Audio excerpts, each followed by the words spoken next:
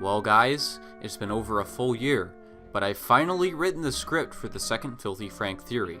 Now, first off, I'd like to thank you all for your patience, but secondly, I'd just like to say that we've been getting very little in the way of actual lore from Filthy Frank these days. It seems he's taking his channel down a much more commentary-based path, and while I still find his content very funny, the loss of focus on the various characters he's created is a bit of a shame in my opinion. Regardless, he's still given me plenty to work with in his earlier videos, so strap yourself in and prepare to be disappointed. This is Filthy Frank Lore, Part 2. Oh, I have a captain. Hello? Hey,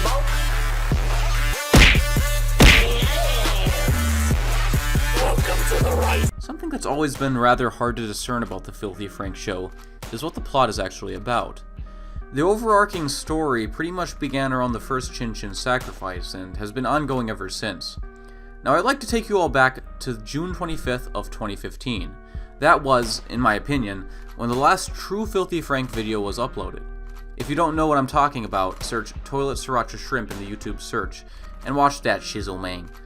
From this video, we learn that Frank has escaped the rice fields Chin Chin sent him to during the latest sacrifice, and has found Salamander Man. Together they are no doubt planning to set off on a grand journey in order to get back to their home realm and stop Chin Chin from annexing all the chromosomes in it. Now on the way, Frank meets an old friend simply named the Gatekeeper, who is gender neutral to all you Tumblr fags. He explains that the only way to contact Pink Guy and find a way to get back home is to use your sense of smell. The most effective way of doing this is by making sriracha shrimp, and since Red Dick happens to be a gourmet chef from the 1600s, he and Pink Guy team up in order to help Frank. In the end, a new character appears, Imposter Frank. Imposter Frank is basically Joji's way of making non-canon videos without destroying the lore he's created, and Imposter Frank has effectively been in control of the show for almost a full year now at this point. Yes, I'm a little bit salty. Anyways, at the very end of the video, Frank is shown to have smelled the shrimp and is beginning his journey to return to his realm. And that's pretty much it so far. As stated before, Frank hasn't uploaded a video based on his lore in a long time now, and as the date of the next Chin Chin sacrifice quickly approaches, it remains to be seen if a continuation will surface. Here's hoping. Now, in order to flesh out more of the lore from here, we have to go back in time, back to when Frank was conducting the last Chin Chin sacrifice. In the very beginning of the video, we're met with this screen. It effectively states that Frank is the only link between Earth and Chin Chin's realm and is responsible for keeping the entity at bay. The real story so far in the show is Frank's efforts to satisfy Chin Chin and the various events that happen around him in the realms he travels.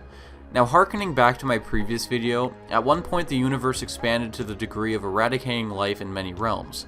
Thankfully, our realm happens to be one of the few that survived, and we are more than likely being kept alive by Frank himself at this point.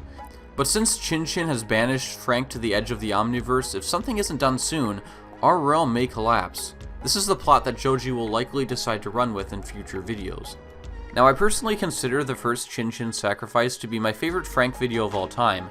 In it, we're given insight into the various characters, background on the plot, and plenty of laughs. It's also very thematic as well.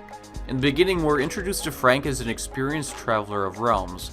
He is one of the only humans who was able to survive the Lycra apocalypse without becoming a Lycra entity, and has learned the secrets of the universe at a, quote, unfathomable level, and explains to one of the Lycra entities he meets that he will understand in time.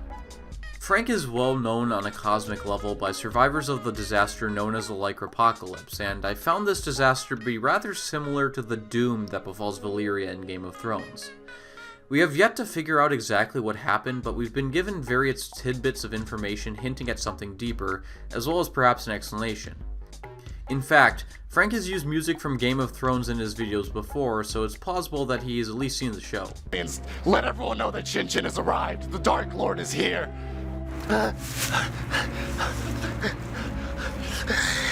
It's also rather important to note that Frank has gathered a collection of various different Lycra entities in order to help him combat the doom afflicting the realms.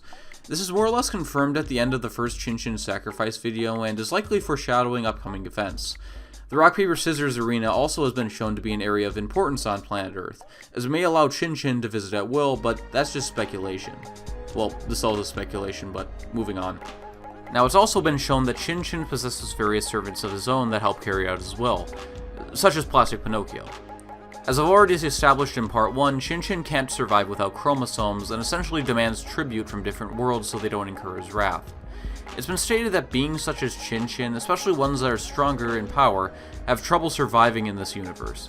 Shin-Chin is one of the few strong deities that manages to survive by adapting to a situation. At the moment, Frank's biggest enemy is no doubt Shin-Chin, but in order to save the universe from collapse, perhaps the two of them will be joining sides. Who knows? Now, to finish off on a more hopeful note regarding the lore, Frank stated in his I Hate Vegans video, or at least towards the end, that there would be a war. I know your secret. You're not the real Frank. You're tripping, dog. You're tripping. That's why you don't want the Peace Lords to find out. There will be a war. And he brought up the Peace Lords again, which appeared briefly in the Toilet Sriracha Shrimp video. Now this could have a lot of different implications regarding the lore, since it's been pretty much established that these various characters Frank meets are all Lycra entities, so I'm looking forward to covering them in the future, but for now this is the end of the episode. Well anyways, I thank you so much for your patience, and I'm glad to say the next video should be out in a week or two. I know that's a very optimistic estimate, but here's hoping, since I got some new hardware and with the new lore videos coming out, I should have a lot of material. Thank you all again for your patience, and have a great day. Bye.